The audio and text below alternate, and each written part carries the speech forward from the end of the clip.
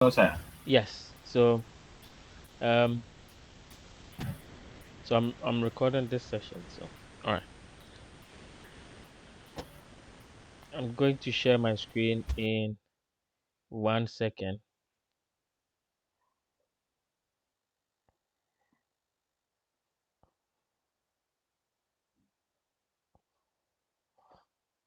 All right. So I guess you guys can see my screen, yeah?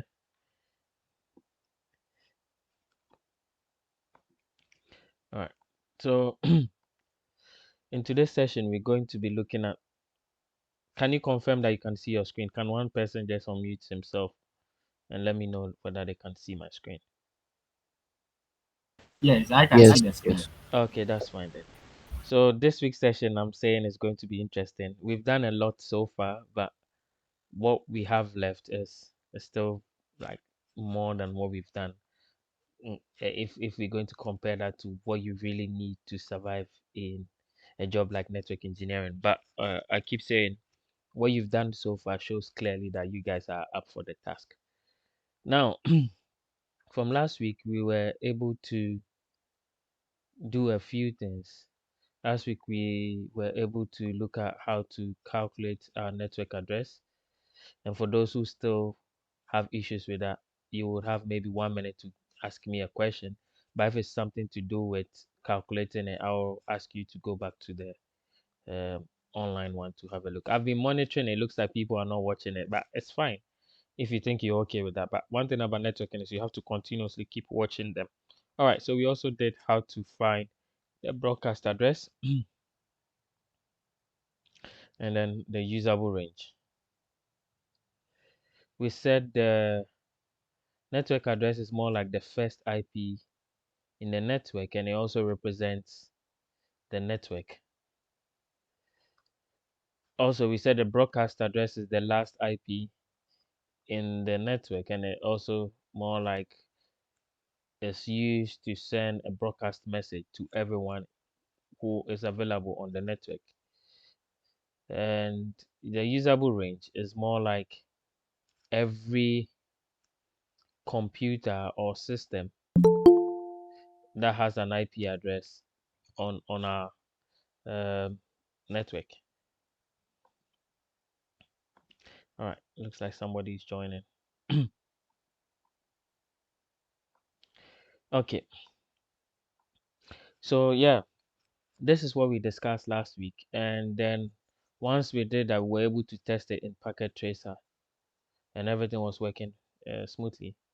I just before we start, I just want to show you another tool I use as well for my like class with people. Like this one is called GNS3, and this one I could go on the internet. So this is like having a computer on there, and that computer is this particular machine here, and I could still go and do Facebook, go to Google. It's like proper stuff. So basically with a tool like GNSA, I'm not I'm nowhere advertising GNSA, but with something like GNSA, you can go on maybe Facebook, you can go on any platform.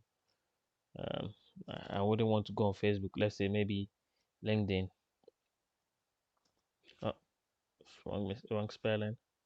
So yeah, you could see that within my um tool, I can still go onto the internet. So this is, I would say, one of the best tools that you can use. But the only problem is that you need a proper machine which has enough space, enough like proper say specification.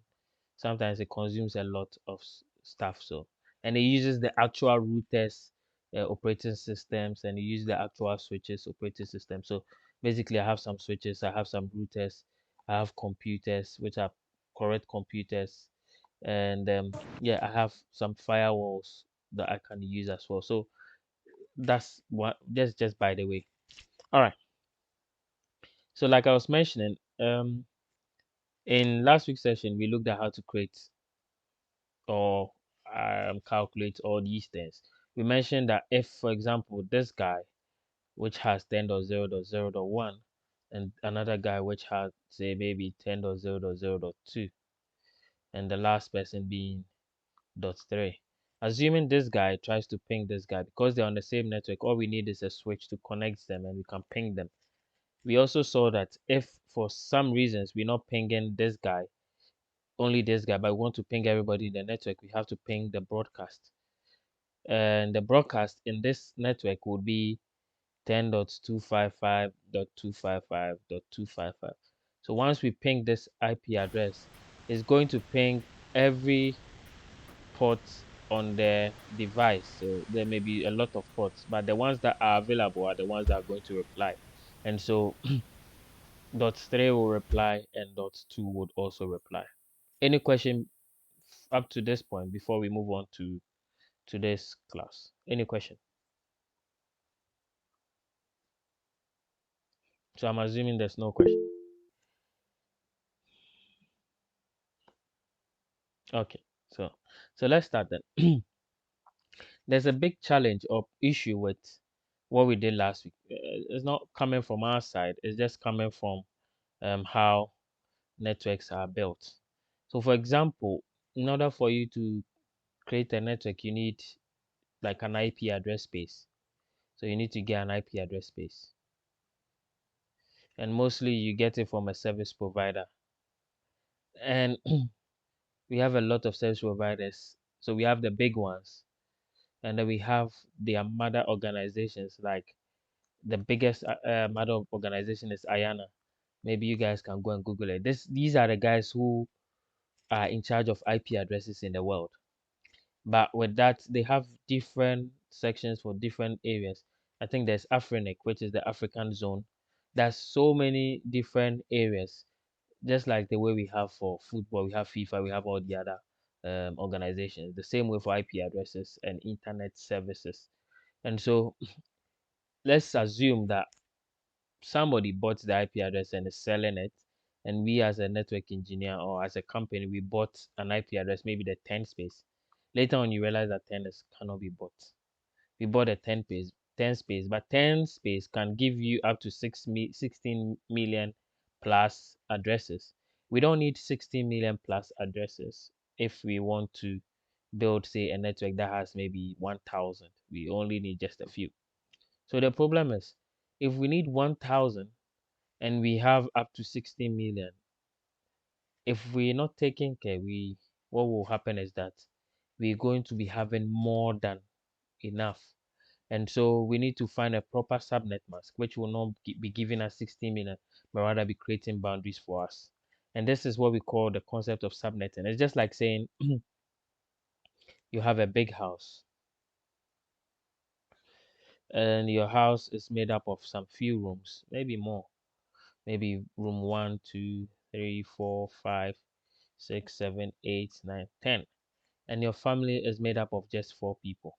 So it means you guys are occupying room 1, room 2, room 3, and room 4.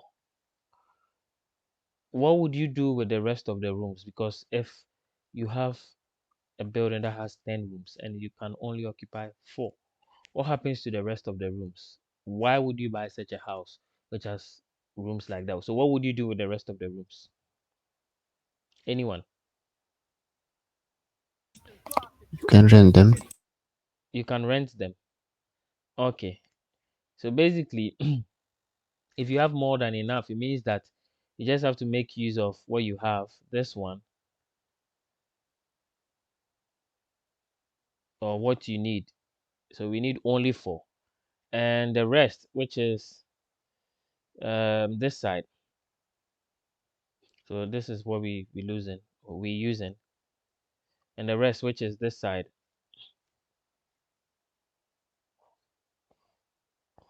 up to here, we're going to be keeping them and renting them out.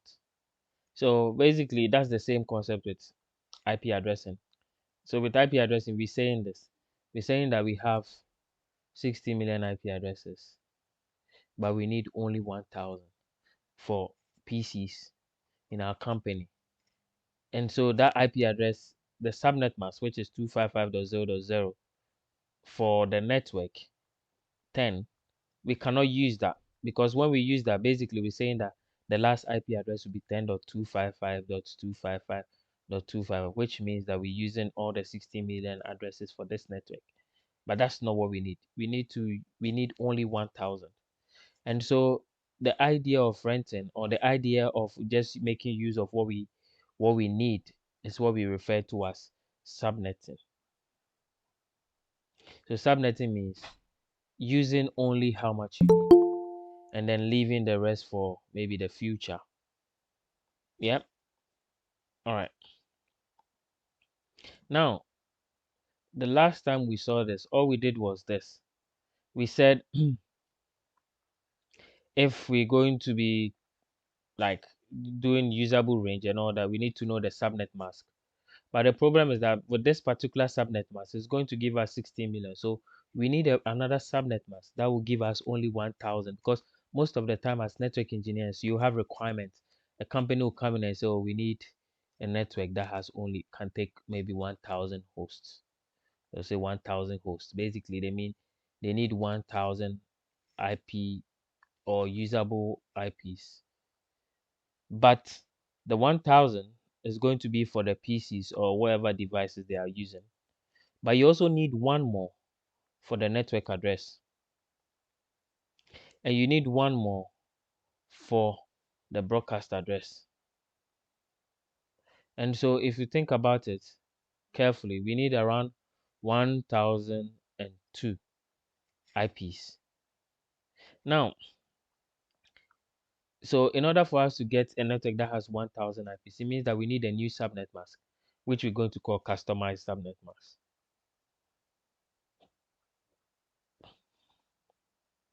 Customized subnet mask. All right.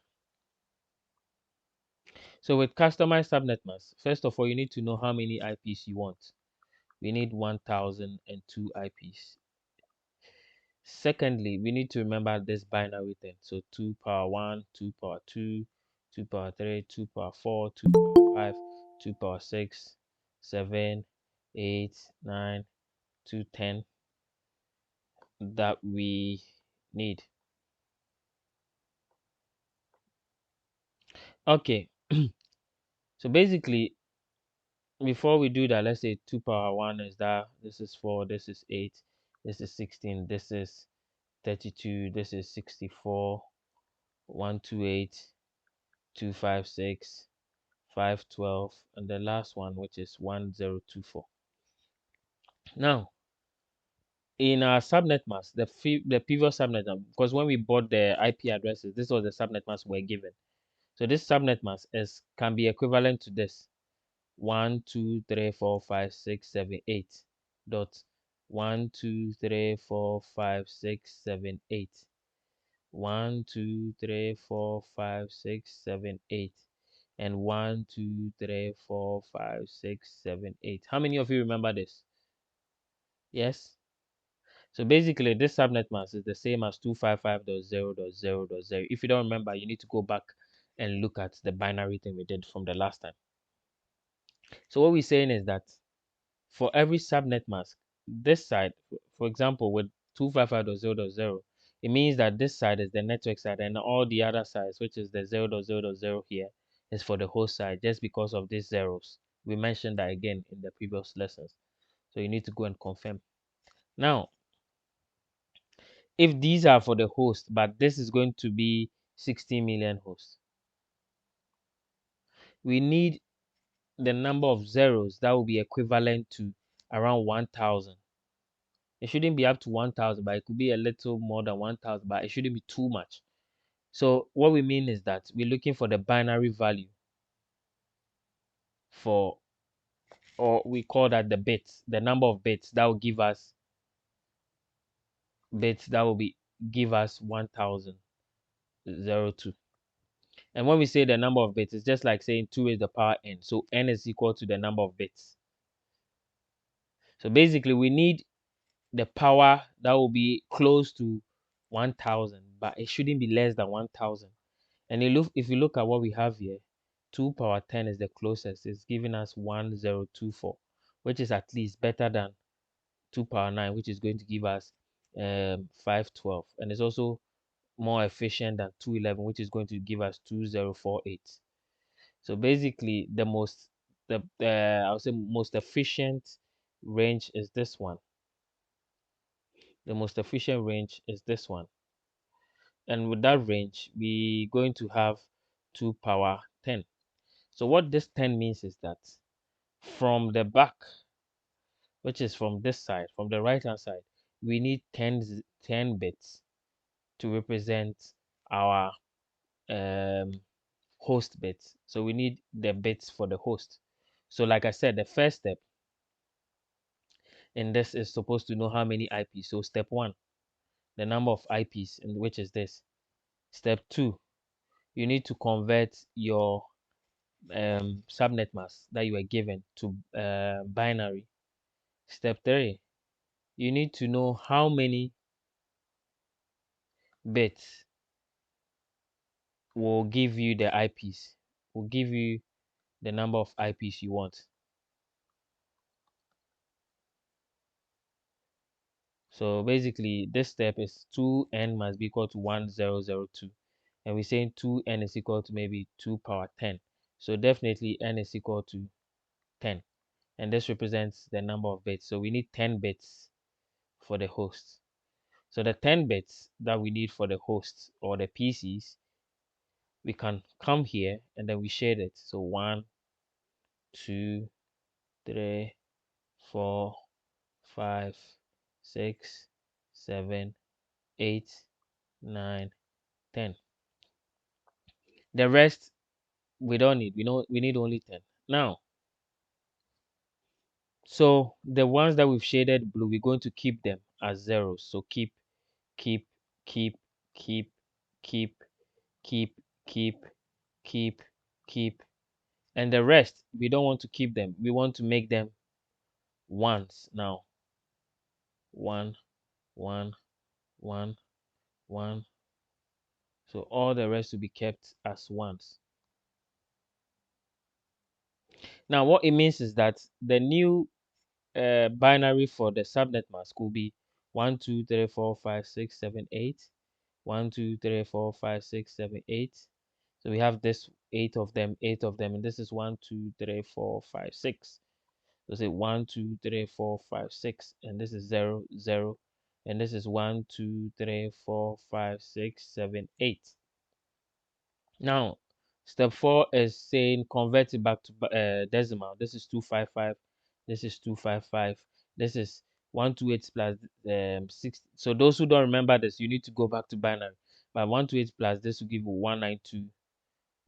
128, 192, 224, 240, 248, 252. So this will be 252, and this is 0. So basically, your customized subnet mask is now going to be let me clean this side. Our customized subnet mask.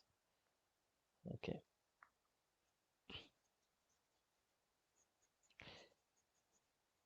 Our customized subnet mask is going to be customized. Yeah, it's somewhere there. So it's going to be 255.255.252.0, which means that even though we formerly had this is what we acquired. So we have all the 10 IP addresses, but we cannot use all for this particular network. We need only 1000 IP. So this is a new subnet mask. Now, if you want to verify that whether we having enough, or if you want to check what will be the broadcast, um, I think this person is always going off. If you want to verify if this is enough, this is still our network address. It's going to be 10.0.0.0, but we need to find our broadcast address. So the broadcast address, if you want to find it, we need the network address plus the wildcard mask. And our network address is 10.0.0.0, and our wildcard mask here will be 0.0.3.255. Those who don't know how to do it, this section is not for this, so please go back to the previous videos. 0.0.3.255. And so our broadcast address is now going to be 10.0.3.255. This is our new broadcast address. And so the usable range will be 10.0.0.1 to 10.0.3.254.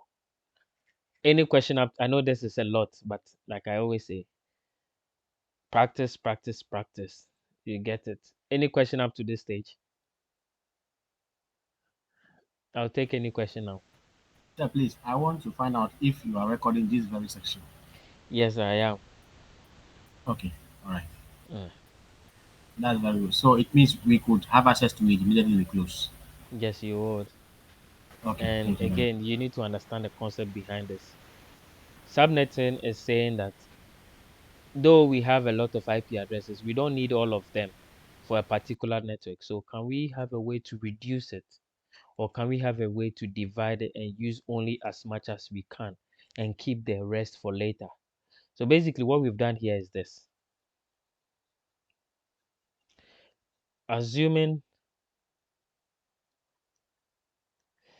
the network address that we bought is 10.0.0 and the last IP address is 10.255.255 dot say 255, which is the broadcast.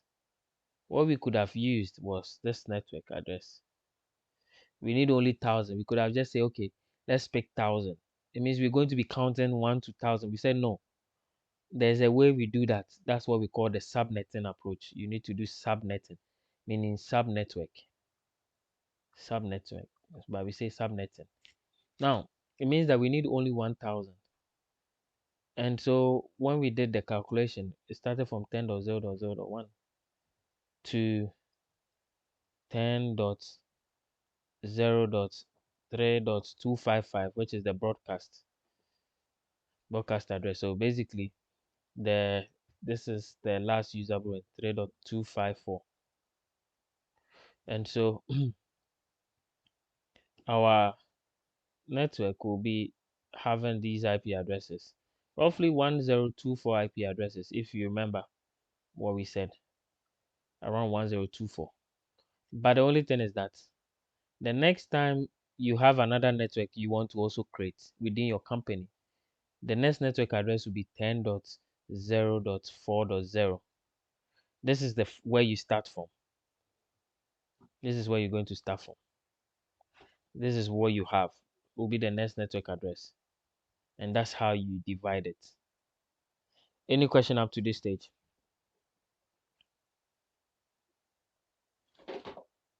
Any question? There should be a question, guys.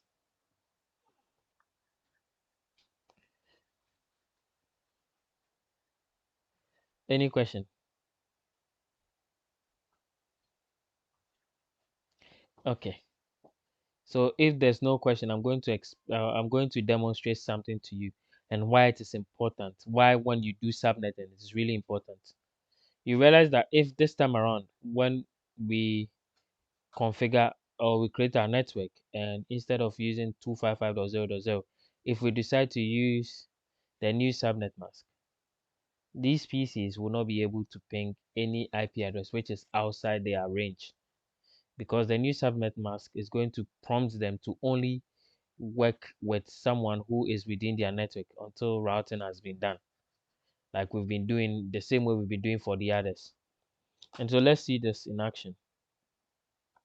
Just going to pick a switch and then maybe two PCs.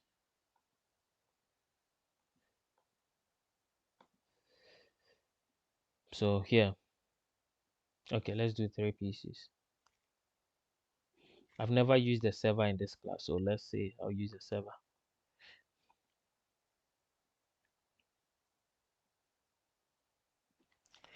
All right.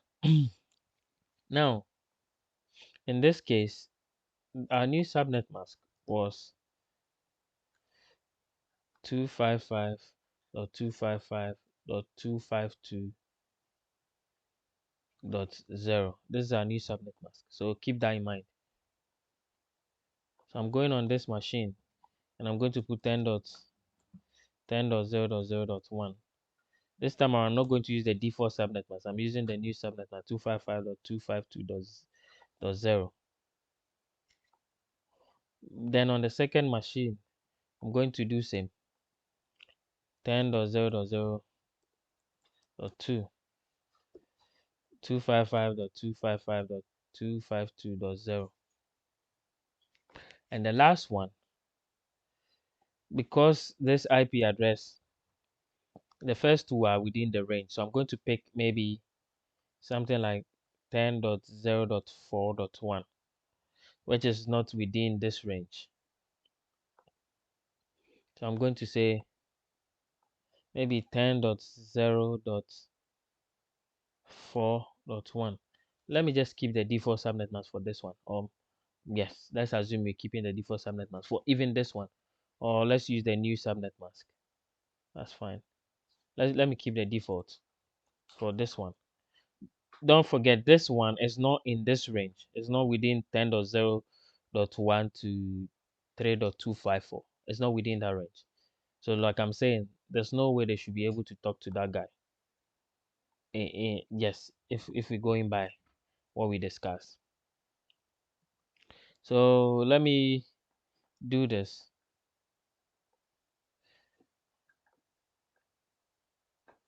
There's an IP address here which is 10.0.0.1. Let me ping 10.0.0.2.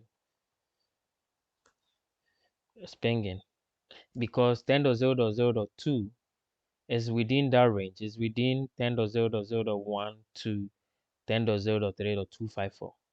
But let's see whether 10.0.4.1 is going to be pinging 10.0.4.1.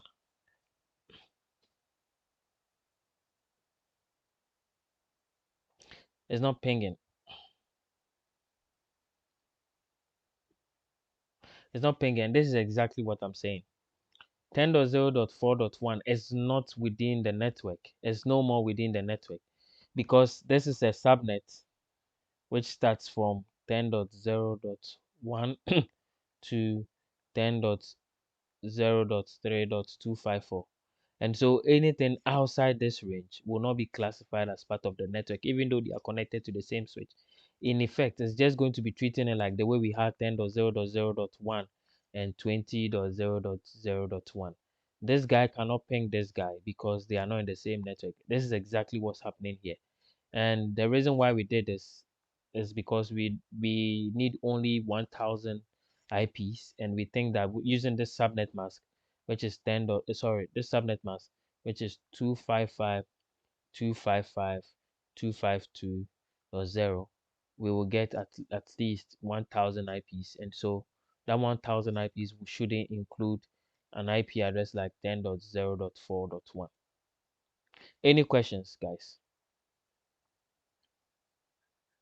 Any questions? All right, sir. Please, I want to ask that. Mm-hmm. So it means when you want to use, let's say, 50 IP addresses in the network, Mm-hmm. it means that to create the customized Subnet mask, subnet yes. mask, you would have to use the bit close to that is, let's say, Exactly. 64, right? Yes, that's closest. Because 64 Okay. is at least close to 50 than maybe 128. Is that okay? Okay. Because Okay. Yes, sir. 128 to be wasting more IP addresses. And if we use 32, we'll not be getting the 50. Don't forget 50 doesn't mean 50 because we need one for network address and one for broadcast address. So plus two. Does it make sense? Sometimes it may Yes. be plus three if you have to connect it to a router as well, which will be the default gateway. So if we're connecting it to a default gateway, then we need one for the router. You know what default gateway is, right? Because if Yes, we say we please. need 50 IP addresses for computers, the default gateway is also something that needs an IP address. So we need one for the default gateway, we need one for the broadcast address, and we need one for the network address. So that will be plus three. But like I'm saying, this is just without a router. So we need, and I think most of the time, you'll be fine if you look at how many IP addresses you need and how many will be available to you. So let's look at the scenario you just painted. Though we're saying that this is where the network ends. The network is ending here. This is the broadcast, right? So this is the broadcast for the next network. Assuming So you came in and you said, oh, I need 50 IPs for a new network. So let's say network B. What we're saying is that we cannot start from 10.0 again, because 10.0 is the network address for network A. So for network B, the network address will be starting after S plus one of this. So it's going to be 10.0.4.0. This is the new network address for network B. How many of you understand what we're doing? Is it clear enough? I just need one person to say yes, and that means it's clear. Clear?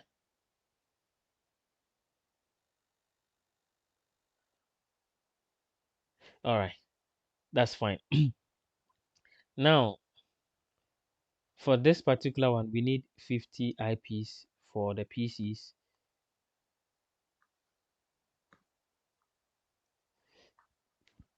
Sorry, one second.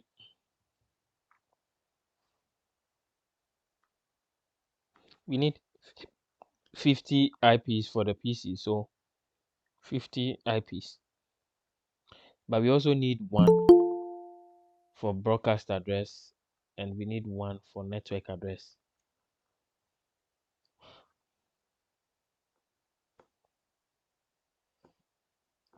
So one for broadcast address, one for network address. Now, if we need one for broadcast and one for network, it means technically we need 52 IPs. We've already mentioned that earlier on. So if we're going by the bits, which is going to be 2 power n must be equal to 52. And I'm saying this is going to be around 2 power 6, because 2 power 4 is 16, 2 power 5 is 32, 2 power 6 is 64. And so basically, we need n to be the number of bits to be 6. Now, this is our subnet mask from this network. The subnet mask was 255.255.255.250. So if we decide to expand into binary, it's going to be 1, 2, 3, 4, 5, 6, 7, 8. 1, 2, 3, 4, 5, 6, 7, 8. 1, 2, 3, 4, 5, 6, 0, 0. 1, 2, 3, 4, 5, 6. This is the previous subnet mask that we had.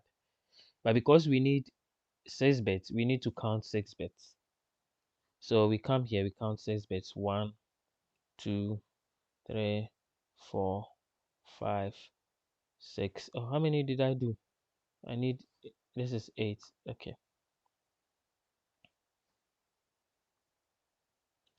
Sorry. Okay. So 1, 2, 3, 4, 5, 6, 7, 8. So yes, I need 6. 1, 2, 3. Always remember to count it from the back. 4, 5, 6. So like I said, we're keeping this for the host bits. The rest we're going to make as part of the network. And so if you look at this, our new subnet mask or our customized subnet mask for network B will be 255.255.255. This is 128.192, so .192. So basically, this is going to be subnet mask for network B. And if you look at this subnet mask, the network address is this for that network. 10.0.4.0, and the wildcard mask is this. If you look here, the wildcard mask is 0.0.0.63. Yes, 63. So basically, our broadcast address is going to be 10.0.4.63. This is our broadcast address. And so our usable range is going to be from 10.0.4.1 to 10.0.4.62. And this is like roughly around 62 IP addresses rather than using a lot of IP addresses. So at least we know that we're reducing how many IP addresses that we are utilizing by using the subnet mask 255, 255, 255, 192. This will be the customized subnet mask for the second network. Any question?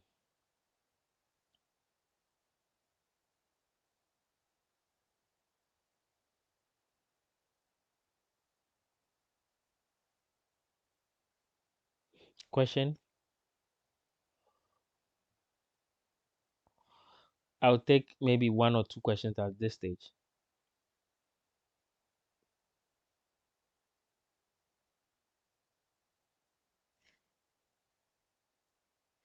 Question?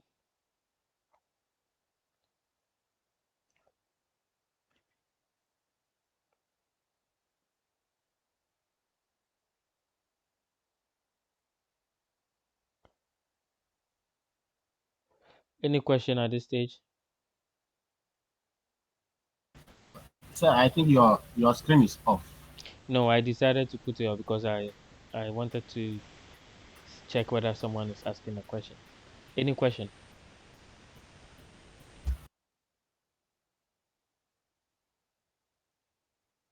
No question. So basically, you guys are saying what we did is clear.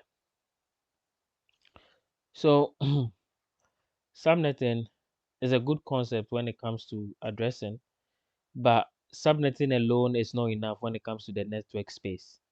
Subnetting is more like dividing logically the address scheme or the network, but it also goes with what we call VLANs. So there is also another concept called VLANs, which can be used to implement subnets, which I'm going to explain now. So what we've done here, we've looked at the names, the identities, how we can maybe reduce how many IP addresses we're wasting. But mostly, it doesn't end there. This is what happens. If you buy, mostly, let's assume you bought a switch, and a switch can take some number of IP addresses. So 1, 2, 3, 4, 5, 6, 7, 8. When I say IP addresses, I mean computers. All right, so let's assume that this is how many computers we can connect. But we're saying that, for example, this switch that we're using. Oh, sorry, I'm not sharing my screen.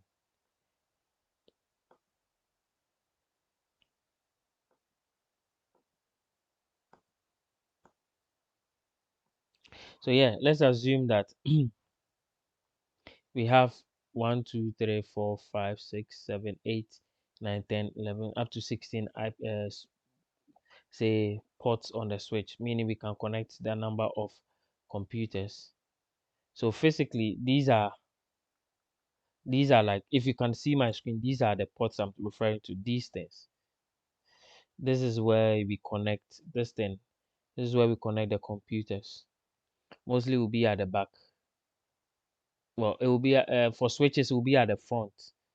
So mostly, if you see a switch, one thing that will make you know that this is a switch is that, well, I stand to be corrected. Some switches can have it at the back, but for some switches, you see these things at the front of the switch, and you connect your PCs here.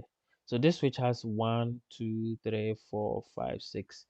This is 6 ports, so 12 ports. This is 24 port switch. So basically, this switch can take 24 computers or devices that need IP addresses.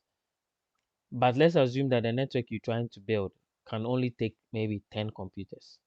So meaning you could be using 1, 2, 3, 4, 5, 6, and then 7, 8, 9, 10.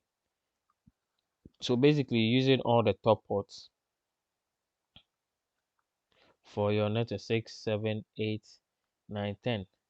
The rest of them, which is this side, these are the blue ones, are all free.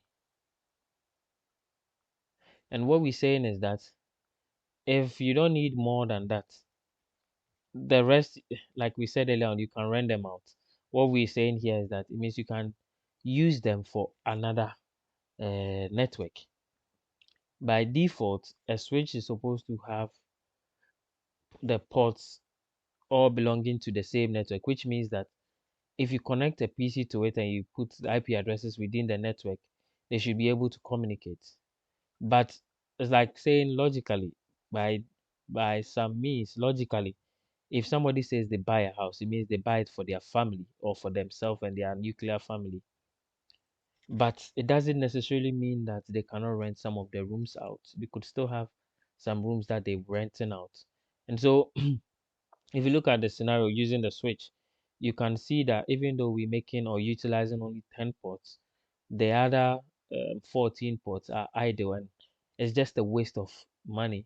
Assuming the next time we're creating another, say if we are in our building, we have a second floor and we're creating another network for maybe another department. In the past, what people will do is they'll buy a new switch and I'll say, oh, this is for maybe the first switch is for maybe HR, the second switch is maybe for finance. And the funny thing is that if you look at how many pieces finance people may be having at in that company, maybe let's say 5 or 6 pieces. But 6 pieces, they bought another switch that has also 24 ports.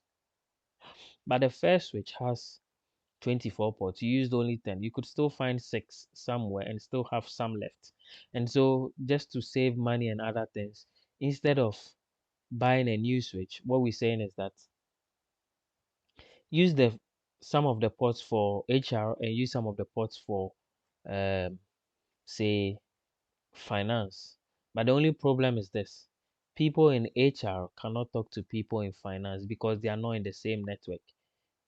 Assuming we're going to put 10.0.0 network on the red ones, and we're going to put the 10.0.4.0 on the blue ones, people in 10.0 cannot talk to people in 10.0.4 because they are not in the same network. Though they are all on the same switch, they cannot talk to each other because the subnet mask is on a different network.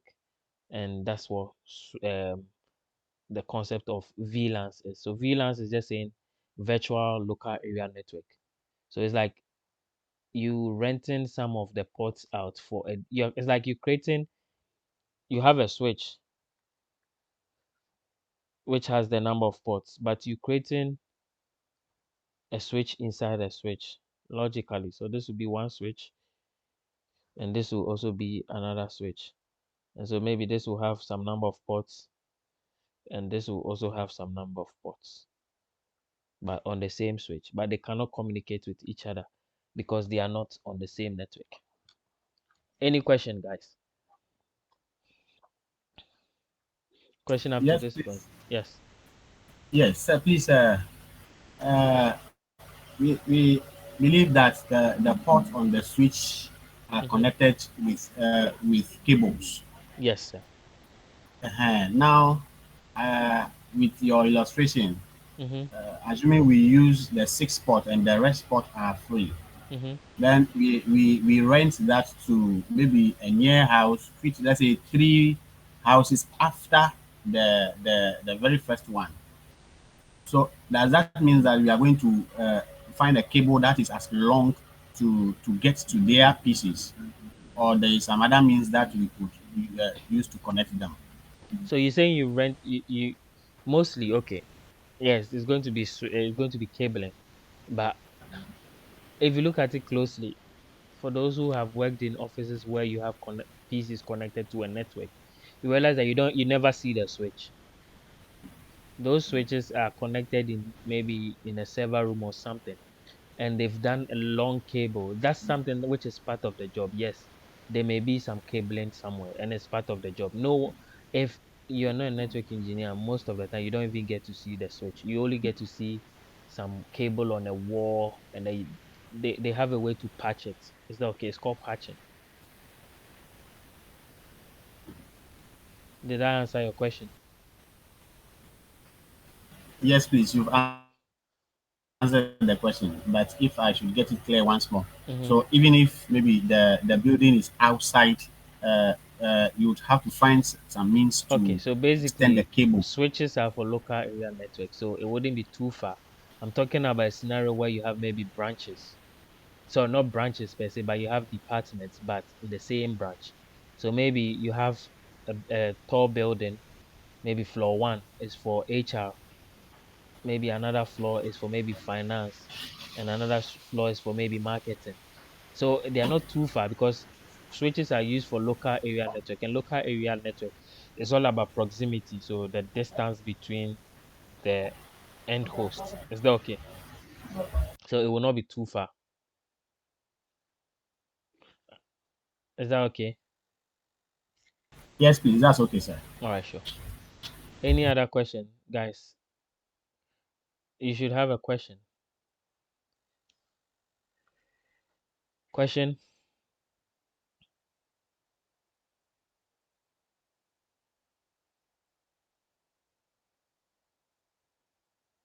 So everybody is trying to tell me that they understand what we're doing, right? Okay. So basically, that's what subnetting is, and that's what VLANs are. VLANs are just a way to apportion ports, and then you do that. And so at this point, I'm going to stop and ask questions here. So 1 second.